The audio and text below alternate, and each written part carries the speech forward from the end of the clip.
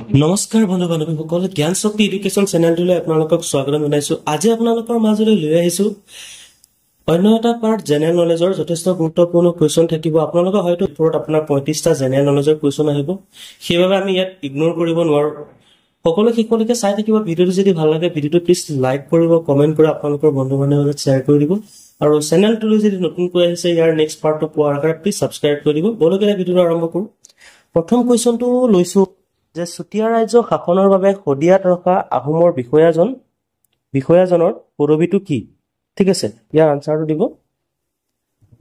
ইয়াৰ আনচাৰটো হ'ব আপোনাৰ শদিয়াখোৱা গোহাঁই। ইয়াৰ আনচাৰটো হ'ব আপোনাৰ শদিয়াখোৱা গোহাঁই। ঠিক আছে, নেক্সট কুৱেশ্যনটো চাব যে কোনে প্ৰথমে শদিয়াখোৱা গোহাঁইৰ পদ পাইছিলে? ইয়াৰ আনচাৰটো হৈছে আপোনাৰ ফাংচেংমু বৰগোহাঁই। মহাকাব্য ৰামায়ণখন প্ৰথমে কোনে অসমীয়ালৈ ভাঙনি কৰিছিল?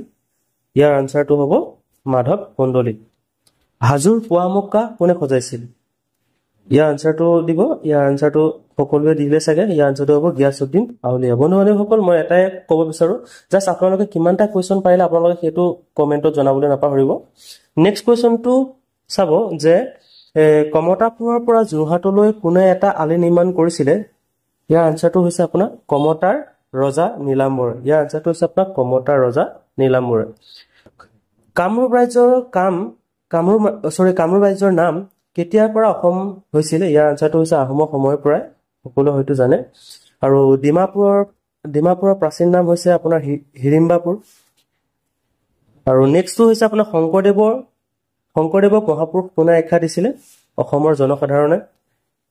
ঠিক আছে, ইয়াতে কেইবাজনো ব্যক্তিৰ নাম দি দিব, কিন্তু যেনেকে ভৱেন্দ্ৰনাথ শইকীয়া ধৰা হওক,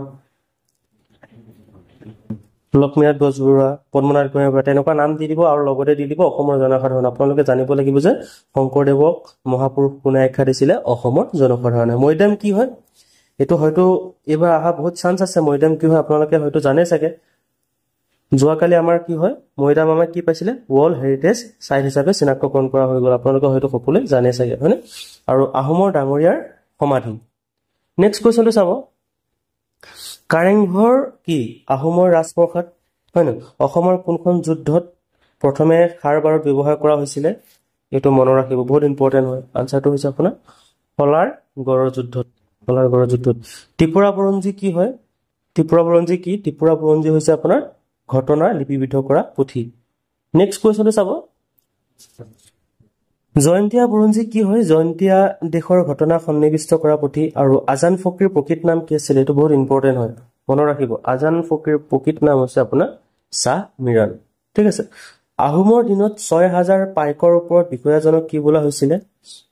এইবিলাকতো মনত ৰাখিব, ইম্পৰ্টেণ্ট হয়। ফুকন। আহোমৰ দিনত নৌ বাহিনীৰ সেনাপতিজনক কি বুলি কোৱা হয়? নাওবৈচা ফুকন, হয় নহয়? আহোমৰ দিনত নৌ বাহিনীৰ সেনাপতিজন হৈছে আপোনাৰ নাওবৈচা ফুকন। আৰু নেক্সট কুৱেশ্যনটো হৈছে যে কলীয়া ভোমোৰা বৰফুকনক স্বৰ্গদেউ কমলেশ্বৰ সিংহই দিয়া উপাধিটো হৈছে আপোনাৰ প্ৰতাপ বল্লভ, হয়নে? প্ৰতাপ বল্লভ, হয়নে? হয়নে? আৰু নেক্সটটো চাব যে মোৱামৰীয়া আক্ৰমণৰ যোৰহাটক ৰক্ষা কৰিবলৈ পূৰ্ণানন্দ সজোৱা গড়টো কামৰি মোৱামৰীয়াসকলক আমি কি নাম দিছিলে? বিভূতিগড়। ঠিক আছে, অসমৰ প্ৰথম কোনে চিপাহী বিদ্ৰোহ আৰম্ভ কৰিছিলে? মণিৰাম দেৱানে, হয় নে? মণিৰাম দেৱানে কি কৈছিলে? চিপাহী বিদ্ৰোহ আৰম্ভ কৰিছিলে, মনত ৰাখিব প্ৰথম। নেক্সটটো চাব, মণিৰাম দেৱানক ক'ত বন্দী কৰি ৰাখিছিলে? আলিপুৰ জেলত। সেইটো বহুতে যোৰহাট জেল বুলি মাৰিব, কিন্তু মনত ৰাখিব, ঠিক আছে, এইটো আলিপুৰ জেলত। নেক্সট কুৱেশ্যনটো চাব, নেক্সট কুৱেশ্যনটো হৈছে যে মণিৰাম দেৱানৰ লগত কাক ফাঁচি দিয়া হৈছিলে? পিয়লি ফুকন বুলিও দিয়া থাকে কেতিয়াবা, ঠিক আছে, কিন্তু পিয়লি ফুকন নহয়, পিয়লি বৰুৱা। কিমান চনত ফাঁচি দিছিলে কমেণ্টত জনাব। অসমত কেতিয়া বঙালী ভাষাৰ প্ৰচলন হৈছিলে? ইয়াৰ আনচাৰটো হৈছে 1800। ইয়াৰ আনচাৰটো হৈছে আপোনাৰ 1830 চনত। নেক্সটটো চাব যে অসমত কেতিয়া কৃষক বিদ্ৰোহ হৈছিলে? ইয়াৰ আনচাৰটো হৈছে 1861 চনত। কিমান চনত? 1861 চনত। আৰু নেক্সট কুৱেশ্যনটো চাব, পথৰুৱা ঘাটৰ ৰণ কেতিয়া হৈছিলে? 1894 চনত, হয়নে? 1994। আৰু ফুলগুৰিত সেৱা কেতিয়া হৈছিলে?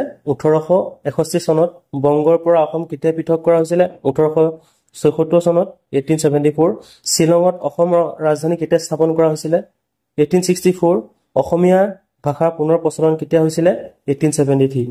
আপোনালোকে এইকেইটা আটাইকেইটা স্ক্ৰীনশ্বট মাৰি থ'ব যথেষ্ট গুৰুত্বপূৰ্ণ হয় মনত ৰাখিব আটাইকেইটা কুৱেশ্যন ইম্পৰ্টেণ্ট হয় অসমীয়া ভাষাৰ পুনৰ প্ৰচলন হৈছিলে আপোনাৰ 1873 অসমৰ মহিলা সমিতিৰ জন্মদাতা কোন হয় এইটো আপোনালোকক অলৰেডি কৈছে যে চন্দ্ৰপ্ৰভা শইকীয়ানী হয় যে অসমৰ জাতীয় সামাজিক সংগঠনত কোনে নেতৃত্ব প্ৰদান কৰিছিলে বন্ধু-বান্ধৱীসকল দেশপ্ৰাণ চন্দ্ৰনাথ শৰ্মা ঠিক আছে আৰু এনেকুৱা ধৰণৰ ভিডিঅ' পাবৰ কাৰণে আমাৰ চেনেলটো আপোনালোকে প্লিজ সাবস্ক্ৰাইব কৰি ৰাখিব পুনৰ লগ পোৱাৰ কাৰণে ধন্যবাদ জয় হিন্দ আৰু ইয়াৰ স্ক্ৰীনশ্বট এটা মই আপোনালোকক কমেণ্টত দি দিম আপোনালোকে প্লিজ স্ক্ৰীনশ্বট মাৰি ল'ব এই আটাইকেইটা কুৱেশ্যনে বহুত ইম্পৰ্টেণ্ট হয় ঠিক আছে